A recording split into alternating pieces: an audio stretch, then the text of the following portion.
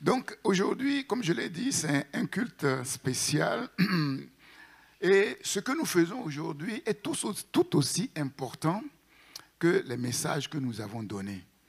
Parce que nous sert-il de prêcher? Que nous sert-il d'enseigner? Que vous sert-il d'écouter? Si au final, ce que Dieu veut vous communiquer, vous n'êtes pas sûr de l'avoir reçu et de l'avoir compris, ensuite le mettre en pratique. Et donc, ces temps de partage sont aussi importants que les enseignements eux-mêmes. Et j'ai réfléchi sur ce temps, j'ai prié par rapport à cela. Vu l'importance de ce temps, finalement, nous allons le faire en 2 temps. Nous allons commencer aujourd'hui et nous allons continuer le dimanche prochain. Vous allez voir, parce que je pense que c'est très important. Il y a des témoignages aussi qui vont être donnés. Si tu n'as pas eu le temps vraiment de formaliser, d'écrire ton témoignage, tu peux le faire pour le dimanche prochain. Donc le thème que nous avons abordé, qui est un thème vraiment essentiel, crucial, après le thème de Dieu, de Jésus, tout ce qui est céleste, le thème le plus important, c'est l'homme. Et nous savons la place que l'homme a dans la création, plus particulièrement sur la terre. Et ce thème spécial, c'est le mystère de l'homme. Qu'est-ce que l'homme? Qu'est-ce que l'homme? Parce que quand on voit, on entend, on lit ce que Dieu dit de l'homme et comment la condition de l'homme sur la terre, il y a un tel écart, mais qu'on est perdu, on ne sait pas véritablement qu'est-ce que l'homme. Et le mystère de l'homme est lié au mystère du mal, du péché, de l'iniquité. Et on peut résumer ce mystère du mal, du péché, de l'iniquité par un mot, l'idolâtrie. Le mystère de l'idolâtrie. L'idolâtrie, c'est quoi? C'est l'homme qui se prend pour un dieu. Et nous avons dit que c'est la racine de tous les maux, de tous les crimes contre l'humanité, de toutes les tragédies depuis la création. Donc, je vais vous donner quelques éléments majeurs et ensuite, nous allons passer effectivement aux questions et aux témoignages. Quelques considérations fondamentales qui vont effectivement vous aider dans votre réflexion personnelle et également dans la précision des questions qui vont être posées. On dit généralement que la vie est un combat. La vie est un combat, et c'est vrai. Mais le plus grand combat et le combat le plus décisif dans la vie, c'est le combat de la vérité contre le mensonge. C'est le combat de la vérité contre le mensonge. Dieu dit clairement, dans Deutéronome chapitre 30, « J'ai mis devant toi 2 voies, la vie et la mort, la bénédiction et la malédiction. Choisis la vie, afin que tu vives, pour obéir à l'Éternel ton Dieu de tout ton cœur, pour aimer l'Éternel ton Dieu de tout ton cœur, pour s'attacher effectivement à lui. À moins de triompher de ce combat de la vérité, la vie sur la terre n'est que vanité. Pour quel but Jésus-Christ est-il venu sur la terre? Pour rendre témoignage à la vérité, pour révéler la vérité au monde. Si le Fils de Dieu n'était pas venu, jamais l'humanité ne saura ce qu'est la vérité.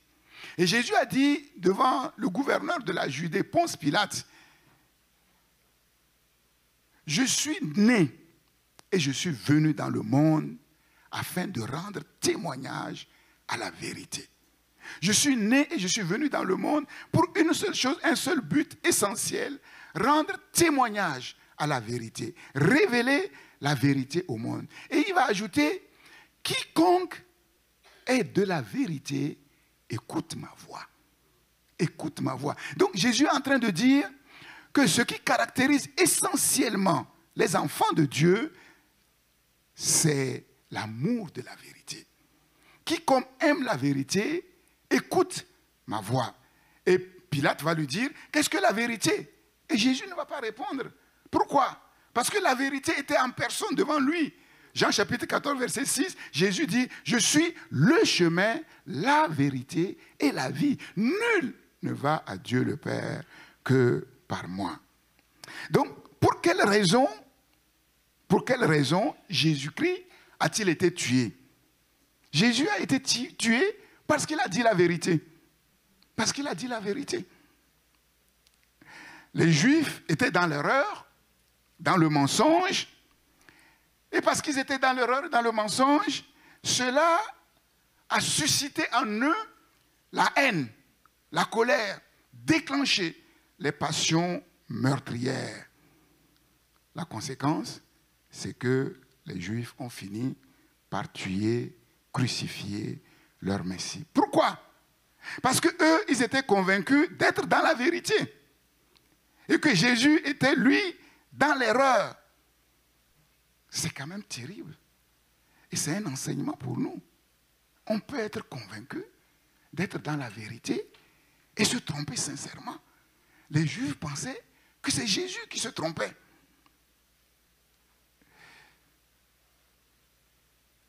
Ils étaient convaincus, entièrement. Avant Jésus, Dieu avait envoyé les prophètes pour les éclairer, pour leur dire, mais vous n'êtes plus dans la vérité. Vous n'êtes plus dans le bon chemin. Ils ont persécuté les uns et ils ont tué les autres. Aujourd'hui, comme toujours, les êtres humains préfèrent le mensonge à la vérité. Et c'est ce qu'on voit. Et même parmi ceux qui se disent chrétiens, on trouve encore des soi-disant chrétiens qui préfèrent la vérité et le mensonge à la vérité. Pourquoi? Parce que le mensonge les arrange plus que la vérité. Ésaïe 59, 15 dit, la vérité a disparu. La vérité a disparu et celui qui s'éloigne du mal est dépouillé. Ésaïe dit, il n'y a plus de vérité sur la terre. Et comme la nature a horreur du vide, si la vérité a disparu, elle a été remplacée par quelque chose, le mensonge. On appelle bien mal et mal bien. Et ceux qui, dans ce monde dans lequel nous vivons, ceux qui sont droits, ceux qui marchent selon la vérité, c'est eux qui ont tous les problèmes. C'est eux qui ont tous les problèmes. La vérité fait mal à l'homme. Mais ce n'est pas normal. Ce n'est pas normal. Pourquoi la vérité fait-elle mal à l'homme? Si la vérité fait mal à l'homme, ça veut dire qu'en l'homme, il n'y a pas la vérité. Si en l'homme, il y avait la vérité, et on lui dit la vérité, il allait dire, mais super. Pourquoi la vérité fait-elle mal à l'homme? Parce que la vérité n'est pas dans l'homme. Et qu'est-ce qu'il y a dans l'être humain? C'est le mensonge. C'est le mensonge. La vérité fait mal à l'homme parce que l'être humain, petit comme grand, se prend pour un Dieu. Il n'aime pas qu'on lui dise qu'il n'est pas si bien qu'il le pense. Il n'aime pas qu'on lui dise « tu as besoin de changer ». C'est les autres qui doivent changer. Mais nous, ça va. Et tout le monde pense comme ça. Au plus profond de tout cœur humain se cache la désobéissance, la rébellion. Si tu dis la vérité à quelqu'un qui n'a pas appris à marcher selon la vérité, qui n'a pas appris à aimer la vérité, qui ne connaît pas la valeur de la vérité, il va se braquer contre toi. Et si tu continues, mais tu deviendras son ennemi. Tu deviendras son ennemi. C'est pour ça que la Bible dit, on ne jette pas les perles au pourceau. Parce que les pourceaux ne connaissent pas la valeur des perles. Tu jettes les perles au pourceau, ils vont les écraser et ils vont se retourner contre toi. Impossible de marcher avec Dieu si on n'aime pas la vérité. Parce qu'il n'y a pas une trace de mensonge en Dieu. Dieu est vérité. Dieu est la vérité. Dieu est vérité. Quelqu'un qui n'aime pas la vérité ne peut pas avoir une relation avec Dieu. Ce n'est pas possible. La Bible dit que Satan est mensonge. C'est le père du mensonge. Il n'y a pas de vérité en lui. Et l'idolâtrie, c'est l'être humain qui ne veut pas obéir à son Créateur, qui ne peut même pas obéir à son Créateur. Pourquoi? Parce qu'il fonctionne comme un Dieu. Il fonctionne comme un Dieu. Regardez les enfants. Quand nous étions enfants, l'enfant, ce qu'on ne lui enseigne pas, c'est ce qu'il manifeste. L'enfant, quand vous regardez bien l'enfant, mais il n'aime pas obéir. Vous avez connu un enfant quand, tout petit, maman et papa parlent. Oui, maman. Oui, papa. Non. Pourtant, on ne lui a pas enseigné ça. C'est non. Non. Dès le bas âge, on fonctionne comme un Dieu. Parce que c'est dans nos gènes. C'est dans nos chromosomes. C'est ça. C'est la racine du péché. C'est la racine de tous les maux. Et le grand mensonge qui a formaté les êtres humains, c'est cette offre alléchante du diable. Vous serez comme des dieux. Si vous désobéissez au Créateur, en fait, le Créateur sait que si vous désobéissez, vous serez comme lui. Et comme il ne veut pas que vous soyez comme lui, c'est pour ça qu'il vous défend de toucher à certaines choses. L'idolâtrie, comme j'ai dit, c'est inscrit dans nos gènes, dans nos chromosomes, et il n'y a pas d'exception à cela. Aucune exception. Nous sommes tous profondément aveuglés, formatés par le mensonge, nos attitudes, notre mentalité, nos comportements, de telle manière que par nous-mêmes, il nous est impossible d'aimer Dieu, de lui faire totalement confiance, de nous repentir profondément, c'est-à-dire par nous-mêmes de reconnaître qu'on est mauvais, qu'on est méchant, qu'on est menteur. Parce que l'être humain n'aime pas réfléchir sur lui-même. Parce qu'il ne veut pas découvrir ce qu'en réalité il est, qu'il n'est pas conforme à ce qu'il fait croire. Il n'aime pas entrer en lui-même. Il préfère dire, bon, je ne suis pas si mauvais que cela. Et c'est ça.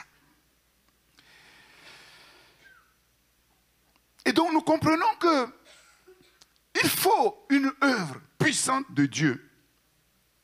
À la question, qui peut être sauvé? La réponse, personne. Personne. Parfois, ce qui est un peu gênant, dans l'Église, on entend des chrétiens dire que la vie chrétienne est difficile. Bon, je dis, ce n'est pas normal. Mais la vie chrétienne n'est pas seulement difficile. La vie chrétienne est impossible à l'être humain. Impossible. Je vous le dis franchement, personne ne peut par ses propres forces ressembler à Christ. Impossible. Et c'est ce que Jésus dit. Qui peut être sauvé? Personne. Mais ce qui est impossible aux hommes est possible à Dieu. Donc nous comprenons que pour être sauvés, nous ne devons pas nous amuser avec ce que Dieu nous dit de faire pour être sauvés. Parce que s'il ne fait rien, nous ne pouvons absolument rien faire.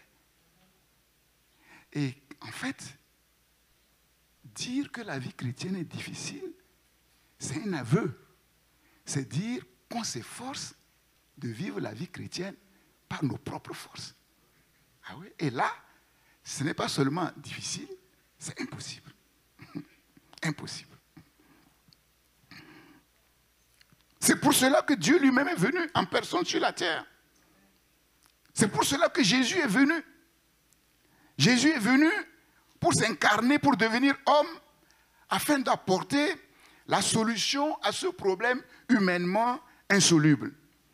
Pour que l'être humain se tourne vers Dieu, il faut qu'il accepte un changement profond et radical, sinon il n'y a rien.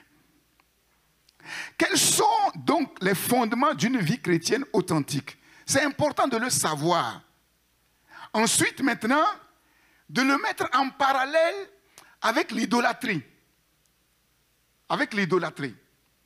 3 grands points qui sont les fondamentaux de la vie chrétienne, c'est-à-dire comment devenir chrétien, comment être enfant de Dieu. Premier grand point, il faut un bon départ, fondé sur 4 piliers. Le premier pilier, c'est la foi.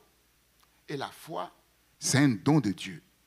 La foi vient de ce qu'on entend, et ce qu'on entend vient de la parole du Christ. Que faire pour avoir la foi de Dieu? Rien sinon d'écouter la parole et l'évangile. Et l'évangile. La foi établit que l'homme est une créature, qu'il est aimé de Dieu, qu'il ne descend pas du singe, qu'il n'est pas le fruit d'un Big Bang, mais qu'il a un créateur unique, appelé Dieu. Mais quand on a dit Dieu, en fait, on n'a rien dit. On n'a rien dit. Parce que les chrétiens disent Dieu, les animistes disent Dieu, les musulmans disent Dieu. Quel Dieu? Qui est ce Dieu? Ce Dieu a un nom. Et ce nom a été révélé à un seul peuple, Israël. Ce nom est imprononçable. Y-H-W-H. Pour le rendre prononçable, on a mis des voyelles et ça fait Yahweh. Yahweh. Ce nom est imprononçable. Donc Dieu a révélé ce nom pour dire, en fait, on ne peut même pas prononcer le nom de Dieu. Ça nous dépasse infiniment. Si Dieu ne fait rien, personne ne peut savoir qui il est, ni s'approcher de Dieu. La foi nous fait comprendre que l'homme est créé à l'image et à la ressemblance de son Créateur. C'est par la foi, Hébreux 11.3 dit, que nous reconnaissons que c'est par la parole de Dieu que tout l'univers a été créé, de telle sorte que les choses visibles, les choses que nous voyons, le monde que nous voyons, n'a pas été créé par les choses que nous voyons, mais par la parole de Dieu. Donc la foi nous donne de comprendre. C'est par la foi que nous comprenons les choses de Dieu. La foi illumine notre intelligence. Celui qui a la foi voit que son intelligence a été illuminée et il est rendu capable de comprendre Dieu, de comprendre la parole de Dieu, de comprendre les choses de Dieu. La foi et non la croyance. Et je vais revenir encore là-dessus parce que c'est très important. La foi et non la croyance. La croyance, c'est quoi? La croyance, c'est que j'ai des infos. Et au travers de ces infos, en fait, je découvre que Dieu existe. Par exemple, je regarde la nature, la mer, le ciel, mais la beauté de la nature. Mais quelque chose me dit que non, ces choses-là ne sont pas venues au hasard. Ces choses ont un créateur. La nature m'enseigne qu'il y a quelqu'un qui a créé tout ça. Je crois que Dieu existe quand je regarde la nature. Ou bien, j'entends la parole de Dieu, j'entends la prédication de l'évangile, mais quand j'analyse tout ça, je dis, mais oui, c'est vrai. Ce que la Bible dit, c'est vrai. Dieu existe. C'est ça la foi et la croyance. La croyance, c'est qu'au travers des infos que j'ai, j'arrive à la conclusion que Dieu existe. Ça, c'est le premier palier de la foi. Sans la foi, il est impossible d'être agréable à Dieu, car il faut que celui qui s'approche de Dieu, premièrement, croit que Dieu existe. Ça, c'est la croyance. Mais s'il s'arrête là, il n'y a rien. Si tu crois seulement que Dieu existe, tu n'as pas le fait de croire que Dieu existe ne t'amène pas à avoir une relation avec Dieu. Même, je peux aller plus loin. Dieu peut se révéler à toi dans ta chambre. Et tu vas dire, ah, Dieu existe. Tu as vu Dieu. Tu as vu Dieu. Et tu dis, Dieu existe. Mais si tu t'arrêtes là, tu n'as pas la foi. Tu n'as pas la foi. C'est pour cela que la Bible dit, le diable croit. Le diable a la croyance. Le diable connaît Dieu plus que nous tous. Le diable a vu Dieu. Le diable connaît Dieu. Il croit et il tremble. Pourquoi? Parce qu'il ne veut pas de Dieu. Il ne veut pas de Dieu. Donc la foi, c'est non seulement croire que Dieu existe, mais qu'il est le rémunérateur de ceux qui le cherchent. Donc croire que Dieu existe et s'engager à chercher Dieu. Mais Dieu nous dit de le chercher comment? Vous me chercherez et vous me trouverez si vous me cherchez de tout votre cœur. Donc, la foi, c'est un engagement à chercher Dieu de tout notre cœur, de telle manière à le connaître, à faire sa volonté, à vivre selon sa parole. C'est un peu comme dans l'alliance du mariage. L'alliance du mariage. Un homme et une femme, ils se connaissent, ils se fréquentent. Et ils disent, ah, ça, celui-là, celle-là, c'est une bonne personne. C'est une bonne personne. Elle est bien. Elle me convient. J'aimerais bien vivre avec cette personne. Mais si elle s'arrête là, est-ce qu'ils sont mariés? Non. Ils s'aiment. Ils s'aiment. Ils s'apprécient. Mais si ça s'arrête là, est-ce qu'ils sont mariés? Non.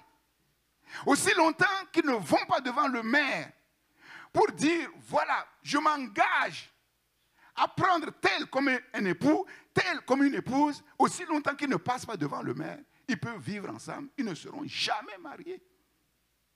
Et quel est l'engagement qu'on prend devant monsieur le maire? Est-ce que vous avez déjà entendu quelqu'un devant le maire dire, oui, monsieur, voulez-vous prendre comme épouse telle personne? Oui, je le veux, mais à 99%. Qui va accepter ça? Personne. Et c'est ce que beaucoup font avec Dieu. Et ils pensent que Dieu accepte. Mais Dieu n'accepte pas. Et c'est ça le problème. Dieu n'accepte pas. Et donc, le Dieu avec lequel ils pensent marcher, en fait, ce n'est pas Yahweh. C'est une idole de leur création, de leur imagination, de leur raisonnement. Les conséquences, c'est que Dieu n'agit pas dans leur vie. Dieu ne peut pas agir dans leur vie. Le deuxième grand point, le deuxième pilier, c'est la repentance. Mais la repentance, c'est quoi? C'est la puissance qui permet de déraciner la désobéissance et la rébellion. La repentance, c'est un changement radical d'attitude et de pensée. La Bible dit, Jésus dit, « Pourquoi m'appelez-vous Seigneur, Seigneur, et ne faites-vous pas ce que je vous demande ?» Pourquoi?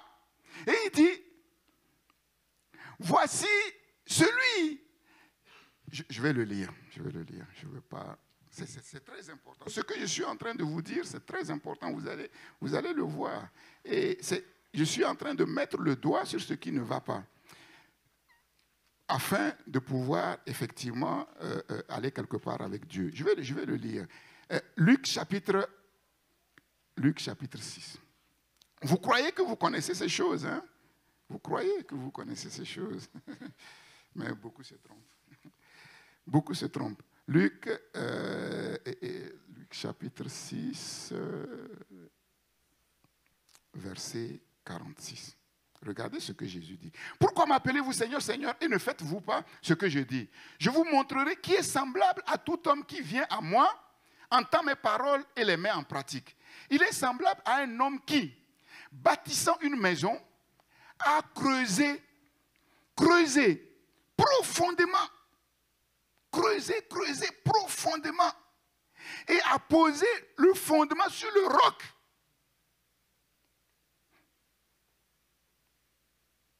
Une inondation est venue, le torrent s'est jeté contre cette maison sans pouvoir l'ébranler, parce qu'elle était bien bâtie. Mais celui qui entend les paroles et ne met pas en pratique est semblable à un homme qui a bâti une maison sur la terre sans fondement. Le torrent s'est jeté contre elle. Aussitôt, elle est tombée et la ruine de cette maison a été grande. Jésus dit, que pour bâtir une maison qui tienne la route, c'est-à-dire pour entrer dans la vie chrétienne, il faut d'abord avoir creusé profondément. Mais qui sont combien qui se disent chrétiens, qui ont fait cette démarche-là? Creuser profondément jusqu'à trouver le roc. Le roc. Et c'est sur ce roc-là qu'il faut poser la fondation. Creuser profondément, c'est quoi? C'est quoi? C'est ça la repentance. C'est-à-dire s'examiner à fond. Entrer en soi-même, pour découvrir que ce que la Bible dit que le cœur humain est, il est vraiment comme ça. Méchant, tortueux. À moins de faire cette démarche, on sera superficiel. On va poser sur du sable. Et la Bible dit, on va commencer notre vie spirituelle. Quand les épreuves vont venir, elle ne tiendra pas. Elle ne tiendra pas. Elle ne tiendra pas. Voilà pourquoi la prédication de la parole de Dieu doit être un électrochoc. Pour produire un choc spirituel dans le cœur et amener une véritable prise de conscience. Un changement radical de pensée et d'attitude. Je croyais que je ne suis pas si mauvais que ça. Je croyais que par ma naissance naturelle, je suis une bonne personne. Mais je me rends compte que je me trompe. Je me rends compte. De toute façon, c'est ce qu'on voit dans les mariages. Entre la personne qu'on voyait comme ça et la personne avec qui on vit tous les jours, on voit qu'il y a une différence. C'est ça. Il n'y a pas de changement profond, de vraie repentance, sans cet électrochoc. Parfois, ça peut venir des épreuves de la vie. On se dit, mais waouh, mais la vie n'est pas comme on se le représente. Une vie à l'eau de rose, mais la vie peut être difficile, compliquée. Et on se dit, mais on se trompe complètement. Sans cet électrochoc, impossible. Il n'y a pas de changement. Le jour de la Pentecôte, l'apôtre Pierre va prêcher l'évangile à ceux-là même qui ont crucifié le Messie. Ceux-là qui disaient crucifiez-le. Quand ils ont entendu ce message, ça a créé en eux un choc. La parole de Dieu était comme un électrochoc.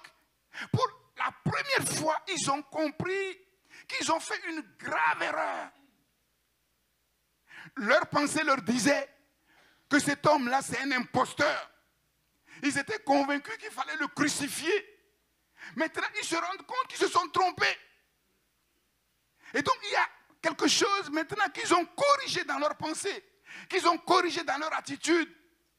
La Bible dit que leur cœur a été vivement touché. Et ils ont dit à Pierre, homme frère, avec tremblement, mais que ferons-nous? On est perdus. Que ferons-nous? Pierre dit, repentez-vous et vous serez baptisés au nom de Jésus et vous recevrez le don du Saint-Esprit. Ceux qui écoutaient Jésus, quand Jésus était sur la terre, étaient choqués. La preuve, c'est qu'à un certain moment, tous sont partis. Même les apôtres, les disciples, étaient choqués. Parce qu'ils suivaient Jésus, mais leur système n'avait pas encore été cassé. Ils étaient choqués par son enseignement. Aujourd'hui, malheureusement, beaucoup de prédications à l'eau de rose qui bercent l'homme dans son idolâtrie, dans son péché. Tu vis dans le péché, mais ce n'est pas grave. Dieu t'aime, Dieu te bénit. Les prophètes, les faux prophètes bercent les gens dans l'illusion. Troisième pilier, la conversion.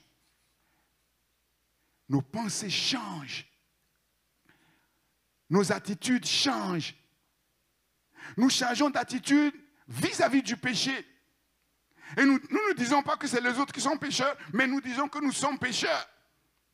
C'est nous le pécheur. Nous changeons d'attitude vis-à-vis de Dieu.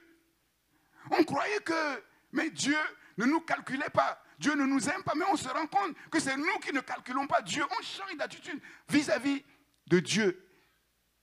Et ensuite, on change de comportement. On suivait une voie, on croyait que c'était la bonne voie, que ça nous menait quelque part. Et on se rend compte qu'on s'est complètement trompé. Et on change de comportement. On fait demi-tour complet. On fait demi-tour complet. C'est ça la conversion.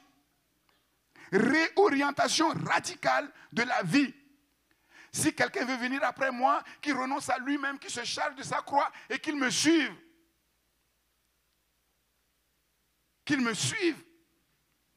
Donc en fait, tout ce que nous représentions, tout ce que nous pensions, nos attitudes qui étaient formatées par l'idolâtrie, nous cassons toutes ces choses-là. Et nous disons, c'est fini. Je sors de ce système. Je reviens à mon Créateur. Si la foi, la repentance et la conversion sont superficielles, le changement sera superficiel. Quatrième pilier, la nouvelle naissance. L'œuvre de transformation divine de l'être humain. C'est une opération lourde qui ne peut se faire sans le consentement total de la personne. Aucun chirurgien ne va forcer quelqu'un à être opéré. On demande à la personne si tu veux être opéré parce qu'ils savent que c'est un risque qu'ils prennent. Si tu dis non et qu'ils t'opèrent et que tu meurs, c'est eux qui vont payer. Personne, aucun chirurgien ne le fera. Et de la même manière, Dieu ne va pas forcer quelqu'un pour le changer. Il faut notre consentement total. C'est une opération lourde puisque nous rentrons dans une nouvelle création. Nous devenons une nouvelle personne, une bonne personne, par le miracle de Dieu que Dieu opère à l'intérieur de nous-mêmes.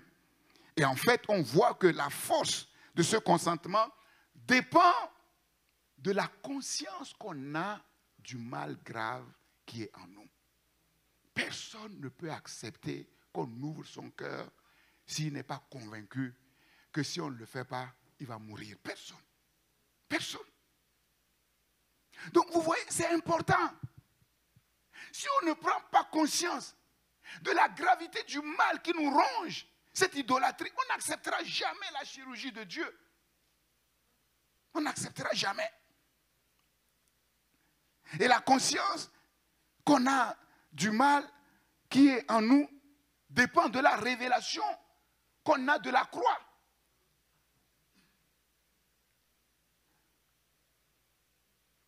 Ceux qui ont regardé la passion du Christ, beaucoup chalaient, beaucoup pleuraient comme un enfant. Comment on peut s'acharner sur un homme comme ça? Mais c'est insoutenable, inacceptable. Mais il faisait une grave erreur. Ce n'est pas sur Jésus qu'il faut pleurer, mais c'est sur nous-mêmes. C'est sur nous. Jésus a dit aux femmes, mais femmes, pleurez sur vous-même et sur vos enfants. Parce que si on fait ça au bois vert, qu'est-ce que ce sera? Qu'est-ce que ce sera par rapport au bois sec? Et souvent on se trompe. Et quand on voit comment Dieu lui-même a accepté la condition d'un être humain pour accepter d'être maltraité comme il a été maltraité, de souffrir comme il a souffert, alors on se dit mais c'est pas possible. Donc ce mal-là est si grave que ça. Et c'est là on se dit attention, je dois faire attention. Parce que si Dieu n'a pas épargné son propre fils, parce qu'il est venu pour prendre notre mal sur lui, vous croyez que c'est un être humain qui va épargner, qui refuse de sortir de ce mal? Impossible. Impossible.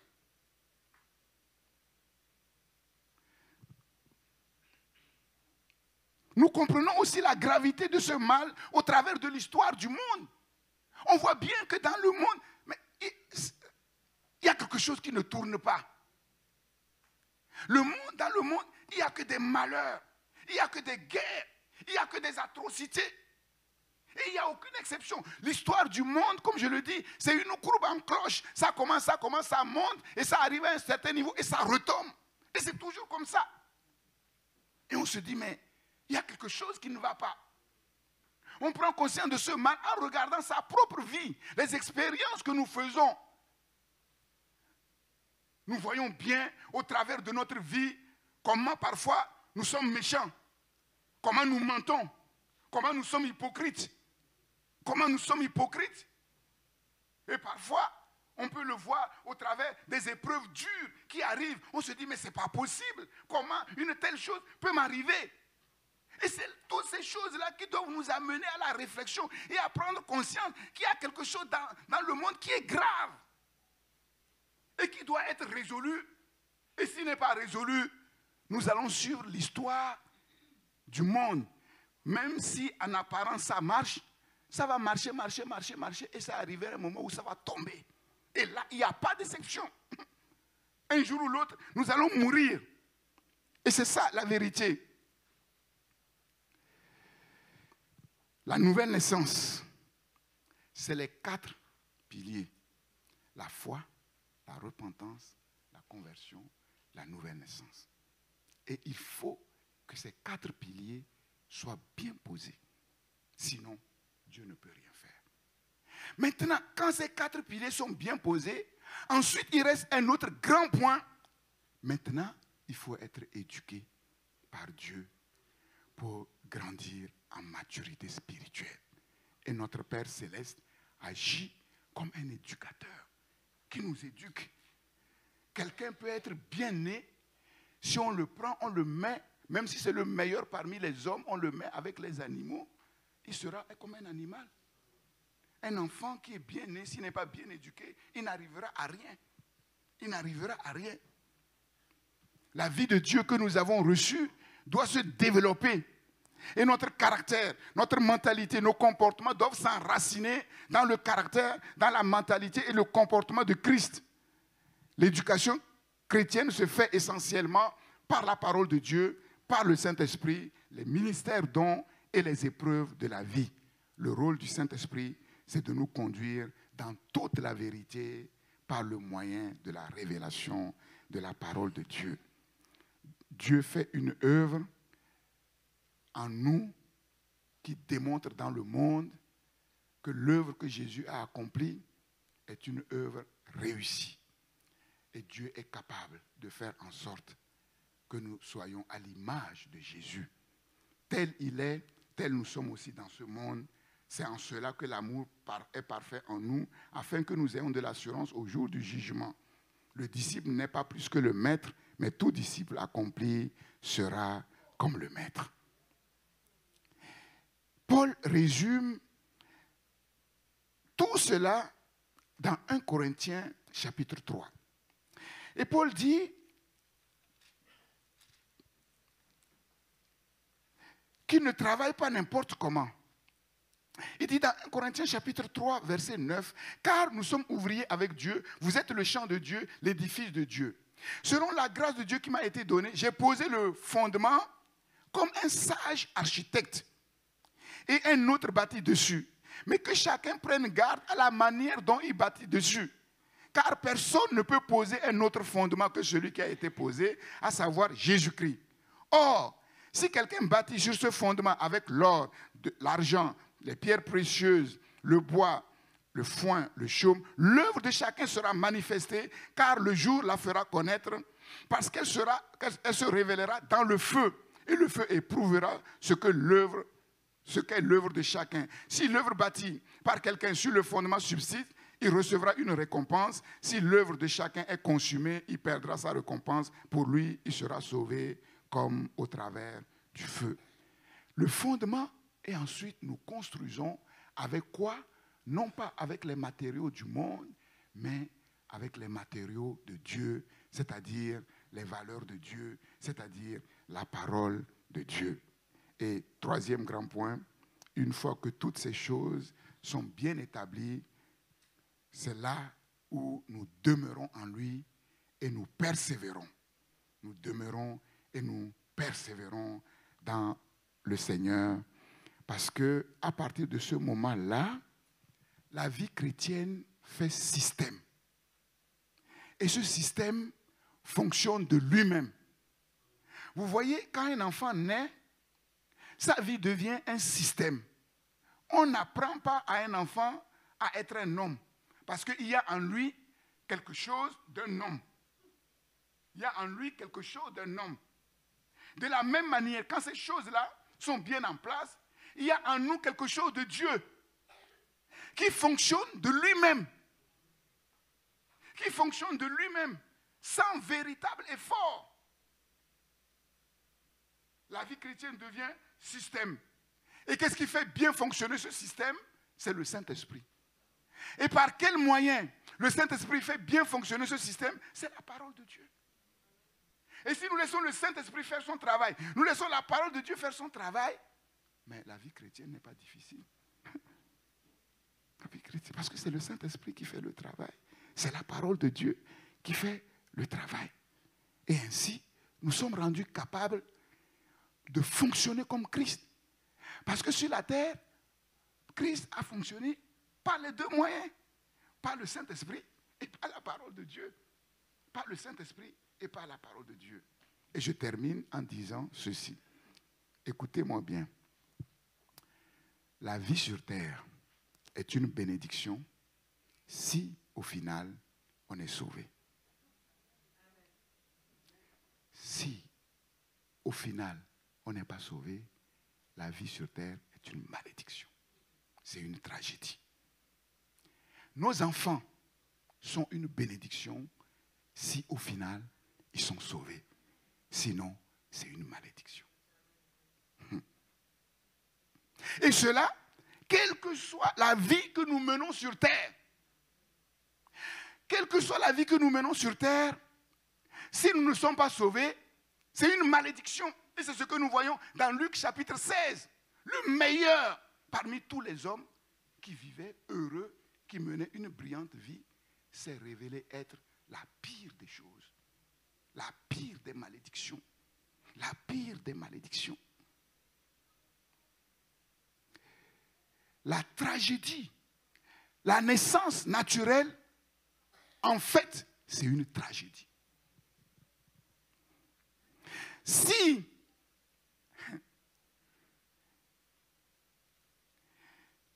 nous avons vécu sur la terre avant d'être nés, personne, s'il connaît la vérité, n'acceptera de naître. Personne. Personne. Je vous le dis. Personne. Parce que la vie naturelle est une tragédie. Voilà pourquoi on voit beaucoup de morts prématurées. Et il y en a plus qu'on le croit. Les enfants qui meurent, il y en a plus qu'on le croit. Les enfants qui meurent même dans le sein maternel, il y en a plus qu'on le croit. Sans compter la mort organisée, l'avortement, tout ça là, il y en a plein. La vie naturelle est une tragédie. Et c'est ce que Job nous enseigne. Et je vais terminer par là. Et ça, il faut le comprendre. Je vais terminer. Job chapitre 3. Regardez, pourtant Job, on pourrait dire, c'est le meilleur de sa génération. C'est l'homme qui semblait être comblé de Dieu, qui avait tout, que tout le monde respectait. Mais voici que cet homme va tomber dans une tragédie innommable. Job chapitre 3. Après cela, Job ouvrit la bouche et maudit le jour de sa naissance. Il maudit le jour de sa naissance. Aujourd'hui, beaucoup chantent, dansent le jour de leur naissance. Mais Job, qui était dans une position supérieure à eux et qui s'est retrouvé dans une tragédie, il a maudit le jour de sa naissance. Pourquoi? Job était en train de dire, mais la vie, elle est cruelle. Ça sert à quoi de vivre pour se retrouver dans cette situation? Et personne sur la terre ne s'imagine être dans la condition de Job. À tort. Si nous vivons notre vie sans tomber un jour dans la condition de Job, c'est la grâce de Dieu qui a permis cela. Il y a un cantique qui dit, je ne sais quelle est la mesure de joie et de douleur que mon Seigneur me réserve sur la terre. Sur la terre, un être humain a droit à la joie, mais un être humain aussi peut entrer dans la douleur et il n'y a pas d'exception. On croit que ça n'arrive qu'aux autres, jusqu'au jour où on est étonné que nous aussi, nous pouvons être dans cette situation. Voilà encore une fois la bêtise humaine. Job dit, ça sert à quoi d'avoir tout ce que j'ai eu, toutes ces richesses, cette renommée, les enfants que j'ai eus, en un instant, tout disparaît. Et moi-même, je suis sur le point de mourir. En fait, ici, c'est une révélation que Job nous donne. Regardez ce qu'il va dire. Il continue en disant, il prie la parole et dit, périsse le jour où je suis né, et la nuit qui dit, un enfant mâle est conçu. Vous savez très bien que dans cette civilisation-là, non seulement c'est bien d'avoir un enfant, mais quand c'est un mâle, c'est encore mieux. Et Job prend conscience que même ce qu'on dit mieux là peut devenir malheur, tragédie. Quand tout va bien, c'est bien. Et on croit que tout ira bien. Job croyait que tout allait aller bien. Ce jour, qu'il se change en ténèbres, que Dieu n'ait point souci dans le ciel et que la lumière ne rayonne plus sur lui. C'est le jour de sa naissance, hein? Le jour où il est né. Que l'obscurité et l'ombre de la mort s'en emparent, que des nuées établissent leur demeure au-dessus de lui et que de noirs phénomènes l'épouvantent. Mais en fait, ce qu'on ne sait pas, ce sont les choses qui entourent la naissance d'un être humain. Moi, je me souviens, la naissance de notre premier fils, le diable a voulu le tuer. Et heureusement que j'étais là. Je me souviens encore comme si c'était hier. Et tout cela au travers de la sorcellerie. Et je n'irai pas plus loin. La sorcellerie des chrétiens. Ils ont voulu me tuer. Et ils ont voulu tuer notre premier fils. J'ai fait un accident, mais incroyable, dans le tunnel de l'autoroute à 86, là, vers Bobigny. Il y avait les camions qui transportent les voitures accidentées, m'a dépassé. Et dans mon esprit, je disais, il va certainement ramasser un véhicule accidenté. Mais je ne savais pas que c'était mon véhicule. Subitement, je perds le contrôle de la voiture. Ça va cogner le bord du tunnel de l'autre côté. Heureusement qu'il n'y avait personne. Normalement, là, à 86, mais il y a beaucoup de monde. La voiture était morte, naze. Et je suis sorti comme si ce n'était pas moi qui étais dans la voiture. Et le monsieur qui était passé là, en fait, je l'ai effleuré. Vous savez ce qu'il m'a dit? Monsieur, ne vous mettez jamais sur ma route. À la naissance de mon fils, j'étais là, je tenais la main de mon épouse. Et à un certain moment, c'est comme si on a lancé une flèche. Je l'ai prise. Heureusement que j'étais là. Et que spirituellement, j'étais fort.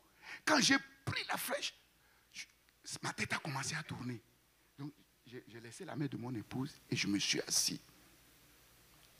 Je me suis assis. Vous savez comment le diable a tout fait pour tuer Moïse?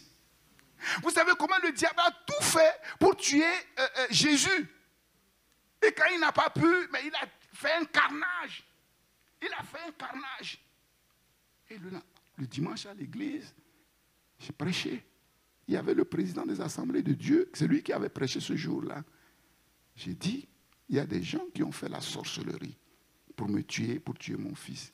Leur seule chance, c'est de s'avancer pour que je prie pour eux. Beaucoup se sont avancés. C'est sérieux. beaucoup se sont avancés. C'était étonnant. Incroyable.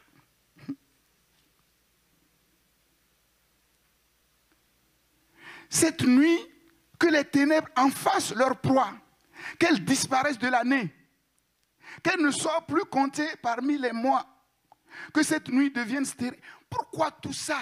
Job est en train de nous dire que contrairement à ce que nous pensons, la malédiction est sur la naissance naturelle. Parce que celui qui naît, il naît dans le péché. Naissant dans le péché, tu ne peux pas naître dans la bénédiction. Ce n'est pas parce que nous ne le savons pas. Ce n'est pas parce que le monde ne le sait pas qu'il ne supporte pas les conséquences. La malédiction est sur le monde, oui ou non? Est-ce que le monde sait qu'ils sont pécheurs? Ils disent non, ils ne savent pas qu'ils font le mal, mais la malédiction est sur eux. Tu passes, tu cognes une bouteille, même si tu n'as pas vu, si la bouteille tombe sur un sol dur, elle va dire, ah, comme tu n'as pas vu, je ne vais pas me casser. Elle va se casser. Comme si quelqu'un la prenait, il l'a cassé. Voilà pourquoi Dieu dit, mon peuple périt parce qu'il lui manque la connaissance. C'est notre responsabilité d'avoir la connaissance. Et vous voyez, le monde nous a trompés. On nous a enseigné des mensonges à l'école. On continue à enseigner, à formater nos enfants par le mensonge à l'école. Et si à la maison, nous n'avons pas la vérité pour essayer de corriger, qu'est-ce qui va en sortir? Les enfants qui sont là, quand à l'école, les maîtres disent quelque chose qui sont contraires à ce que vous savez que Dieu dit dans la parole, n'acceptez pas. N'acceptez pas. Et c'est comme ça qu'on a été formaté par beaucoup de choses. Et les chrétiens se convertissent. Mais dans les décès, dans les enterrements, dans les mariages, dans les fêtes, dans les moments difficiles, on les voit, ils font pareil que les païens. Ils font pareil que les païens. Et sans se rendre compte, ils annulent la vie de Dieu. Nous sommes nés de nouveau. Dieu nous a sortis de cette tragédie. Et nous continuons à fêter le jour de la tragédie. Comment? L'ignorance. Et quand la lumière vient, mais on s'attache quand même à cette ignorance-là. Mais c'est grave. Ce n'est pas parce qu'on ne le prêche pas dans le monde, parce que beaucoup de personnes n'ont pas cette révélation. Ce n'est pas parce qu'ils n'ont pas la révélation, qu'ils ne la prêchent pas, que ce n'est pas la vérité. Et vous-même, vous êtes d'accord avec moi quand le pasteur Patrick, je l'ai dit, il m'a dit, mais pasteur, pour moi c'est une révélation. C'est une révélation. Mais moi-même, avant cela, c'est vrai, pour moi, mon anniversaire, je ne me souviens même pas du jour de mon anniversaire. Comme quoi, quand on est spirituel, même quand on ne sait pas, le Saint-Esprit nous garde de certaines choses. Avant cette révélation, je n'ai jamais parlé des anniversaires, je n'ai jamais parlé. Parfois, je disais, ça peut être une occasion pour évangéliser. Maintenant que la révélation vient, on met la révélation de côté et on continue. Mais c'est grave. C'est grave. C'est ça le problème. Si on n'essaie pas de formater nos enfants par la vérité, et on fait comme dans le monde, mais ils sont perdus. Et c'est notre faute. Job est en train de maudire le jour de sa naissance. Est-ce qu'il faut se retrouver dans les mêmes cas que Job pour comprendre que finalement, sans Dieu, la vie sur terre, là, c'est une tragédie? Ok, mais si tu veux, moi je ne veux pas. Moi, l'exemple de Job me suffit. Moi, je ne veux pas. C'est ça. Donc, on voit que tant que nous ne laissons pas l'amour de la vérité venir dans notre cœur, nous avons beau dire qu'on est chrétien, on va fonctionner selon le format du mensonge. Les chrétiens, il y a des chrétiens qui sont plus à l'aise avec les choses du monde qu'avec l'Église, qu'avec les choses de Dieu. Ce n'est pas normal. Voilà, je m'arrête là. Job, je conclue par rapport à Job. Job dit, on est dans les pleurs, dans la souffrance, et on meurt dans la souffrance et dans les pleurs. Et c'est comme ça. Un peu de joie, beaucoup de douleur. Un peu de joie, beaucoup de douleur. Il n'y a pas d'exception. Je n'ai pas encore vu un enfant qui est né en riant. Et une femme qui accouche en riant. C'est toujours dans la souffrance, c'est dans les pleurs. Et à la mort aussi, c'est les pleurs et c'est les souffrances. Sauf si Dieu passe par là.